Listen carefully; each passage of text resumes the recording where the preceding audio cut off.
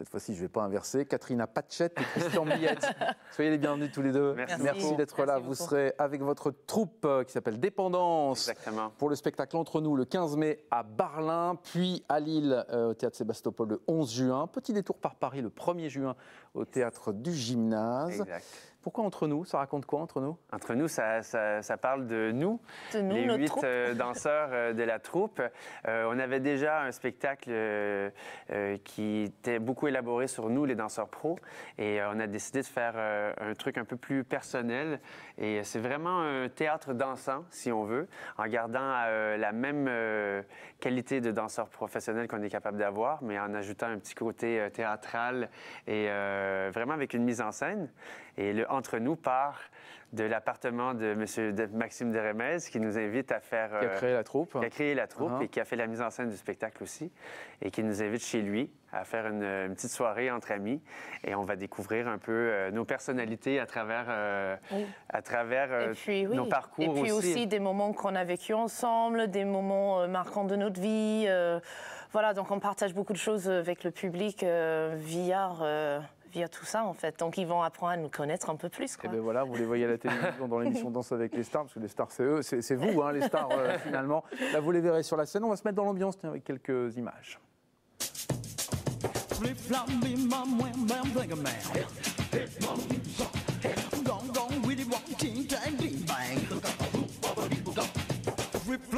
bop, wham bam, thinking man, gong gong, really walk, ting ting, bing bang, hot stuff, show up, what, bubba liba dabba, what, bubba liba dabba, hot papa liba dabba, do.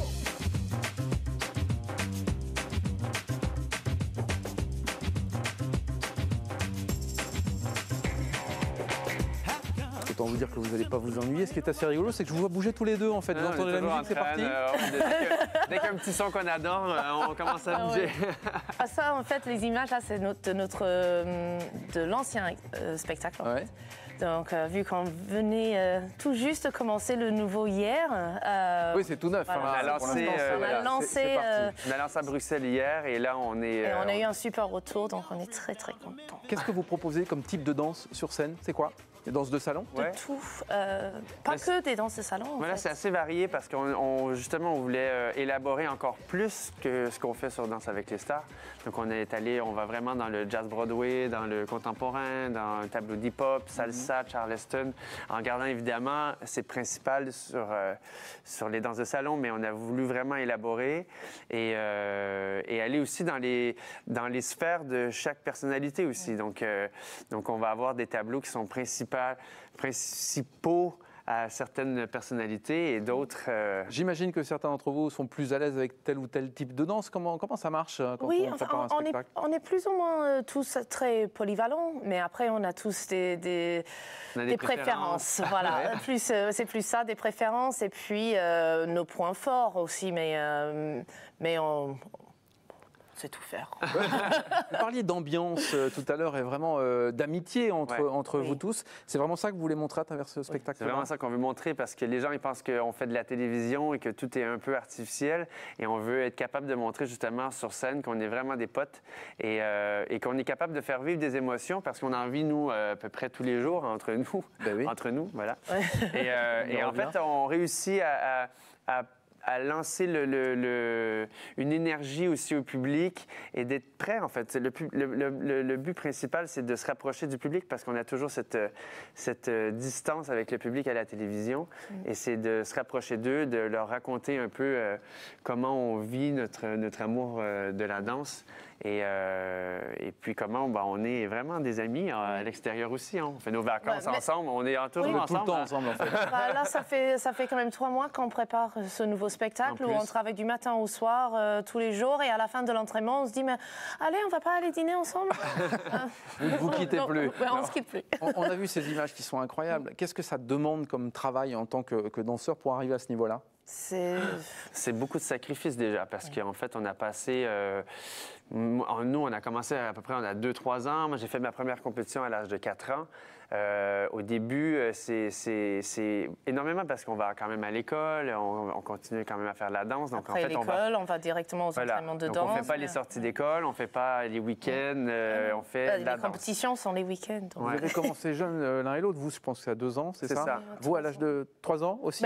Mes premiers cours à 3 ans, après je dansais avant. Et vous aviez tous les deux des parents danseurs. Oui. Voilà. C'est eux qui vous ont mis le pied à l'étrier, comme on dit? Je pense que le fait d'être entouré des danseurs, ça nous a donné envie. Et l'histoire, quand on ne fasse pas n'importe quoi, nos parents se sont dit bon, allez, on va leur donner quelques cours quand même. Faut que ça soit gênant. Voilà. Apparemment, ils ont plutôt réussi. Ouais. C'était plutôt pour eux, en fait. Ah oui, voilà, c'est pour les rassurer, effectivement. Alors, effectivement, on voit vos prestations dans l'émission Danse avec les stars sur TF1. Alors, vous avez, vous, Christian, dansé avec différents artistes. Ce qui est extraordinaire, c'est que vous arrivez quand même, globalement, à les mettre à l'aise et à les faire danser. C'est quoi le travail? Est-ce qu'il y a un truc pour faire danser quelqu'un qui est plutôt pas trop danseur? Il faut essayer de trouver des qualités de danseur à n'importe qui, même qui ne sait pas danser. Et des fois, c'est plus compliqué. Mais on réussit toujours en fait à trouver, par exemple, Valérie Damido, avec qui j'ai adoré travailler avec elle parce qu'elle ne savait pas danser, elle le disait depuis le début, elle dit « j'ai aucune musicalité, tu n'arriveras à rien faire avec moi ». Et on est arrivé à faire des super prestations parce qu'on a joué sur autre chose, sur un aspect plus théâtral, sur une certaine comédie. Et en fait, étant donné qu'elle était à l'aise là-dedans, elle était hyper touchante et elle a été capable de danser au final. Et la danse, c'est pas juste d'être parfait, d'être technique. La danse, c'est d'être libre avec son corps et d'être capable de se mouvoir, de s'exprimer. Est-ce que ça a été du coup plus facile pour vous avec Matt Pokora? Je pense quand même, j'adore Valérie. Si t'es là, Valérie, je t'embrasse très fort. Mais je pense que niveau danse, chorégraphie, oui, certes, c'était peut-être un petit peu plus facile avec Matt. Quand vous êtes sur scène, l'un et l'autre, vous avez toujours autant de plaisir à danser et à communier presque avec le public? Oui. Surtout sur scène. L'artiste a besoin de la scène. Peu importe à quel artiste tu vas parler, ils ont toujours besoin de ce rapprochement avec le public. Et en plus, quand le public te renvoie l'énergie, comme hier justement à Bruxelles, c'est hyper émouvant.